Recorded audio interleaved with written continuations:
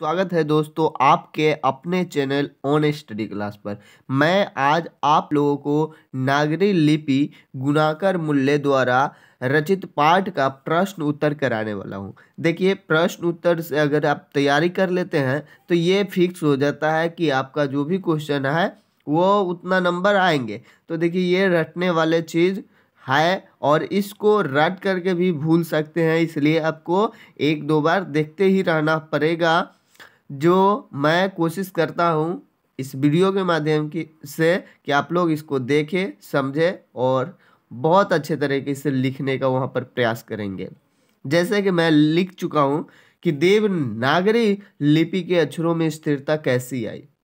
यानी कि जो ये लिपि है ना, यानी कि हम लोगों का जो भी हिंदी जैसे कि आप देख रहे हैं वो सब कौन सा लिपि है, तो देवनागरी लिपि आपको पता ही होगा। तो इस लिपि में अक्षरों में स्थिरता कैसे आई, तो देखिए 2 सदी पूर्व जब इस लिपि के टाइप बने और पुस्तक छपने लगी तब इसके अक्षरों में स्थिरता आ गई। कब? 2 सदी पूर्व। कैसे? तो ये इसका टाइप बनने लगे और पुस्तक छपने लगे तब इसको इस अक्षरों में क्या आ गए? स्थिरता आ गया।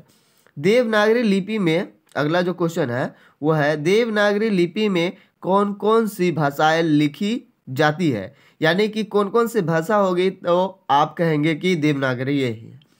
तो देवनागरी लिपि में संस्कृत अगर एग्जाम दे रहे हैं तो उसमें क्या लिखेंगे? देवनागरी। हिंदी में देवनागरी, नेपाली में देवनागरी, नेवारी में देवनागरी, मराठी में देवनागरी, गुजराती, मैथिली, भोजपुरी, मगही आदि भाषाएं जो है लिखी जाती है। किस में? देवनागरी में। बात समझ रहे हैं? इसको आपको याद रखना है। जैसे कि हिंदी का एग्जाम देते हैं तो देवनागरी लिखते हैं, उसी तरह से संस्कृत में भी, नेपाली में भी, मतलब सब में क्या होगा? देवनागरी लिपि होगा। लेखक ने, अगला जो क्वेश्चन है, लेखक ने किन भारतीय लिपियों को से देवनागरी का क्या बताया? संबंध बताया।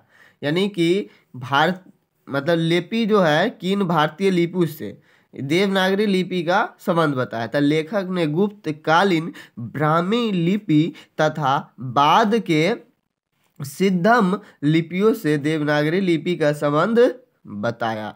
यानी कि पूर्व यहाँ पर जो है गुप्त कालीन ब्राह्मी लिपि तथा बाद में जो आया सिद्धम लिपि, इस दोनों से क्या बताया? संबंध इसको करवाया। नंदी नागरी किसे कहते हैं? अगला क्वेश्चन है, किस प्रसंग में लेखक ने उसका उल्लेख किया है? नंदी नागरी किसको कहते हैं? तो देखिए, इसका आप आसानी से ध्यान में रख सकते हैं। नंदी नागरी देवनागरी को ही कहते हैं। किसको कहते हैं? देवनागरी को ही कहते हैं। महाराष्ट्र के राष्ट्रकूट राजाओं के समय नंदी नगर नांदेड़ की लिपि होने के कारण यह नंदी नागरी कहलाने लगी। क्यों? क्योंकि ये जो महाराष्ट्र के राष्ट्रकूट राजा के समय क्या हुआ करते थे? नंदी नगर यानी नांदेड़ की लिपि था, इसीलिए इसको क्या कहने लगे? नंदी नागरी कहने लगे। अगला जो क्वेश्चन है, नागरी लिपि के आरंभिक लेख कहाँ प्राप्त हुए हैं, उनके विवरण दे। तो नागरी लिपि के आरंभिक लेख दक्षिण भारत में राष्ट्रकूट वंश के राजा दंती दुर्ग का सामंगंड दान पत्र 754 ईस्वी का है।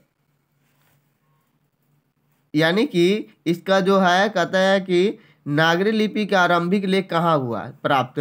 तो देखिए, नागरी लिपि का आरंभिक लेख कहाँ प्राप्त हुआ? भारत में राष्ट्रकूट वंश के राजा दंती दुर्ग का सामंगड मतलब दान पत्र जो है उसमें 754 ईस्वी का जो है वही इसका आरंभिक लेख था।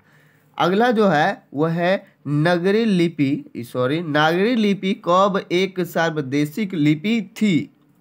तो इसका जवाब आप लोग लिखेंगे 8वीं सदी से लेकर 11वीं सदी के बीच नागरी लिपि एक सार्वदेशिक लिपि थी।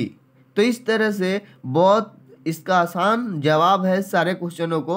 और भी इसमें कुछ महत्वपूर्ण क्वेश्चन है जो मैं अगले वीडियो के माध्यम से आप लोगों को करा दूंगा। तो जैसा कि आप लोगों को क्या करना है, प्रैक्टिस करना है, 1-2 बार इसको पढ़ना है, ध्यान में रखना है, क्योंकि भूल जाते हैं आप लोग, चाहे कोई भी भूल जाता है, इसलिए आपको मैं ताज़ा करा रहा हूँ ताकि एग्ज़ाम में जो भी आए आप इस भरोसे नहीं रहेंगे कि हाँ हमको याद है। एक बार ज़रूर देखना है, क्योंकि यही कंसेप्ट है तैयारी का। तो फिर मिलते हैं नेक्स्ट वीडियो में। Thank you for watching.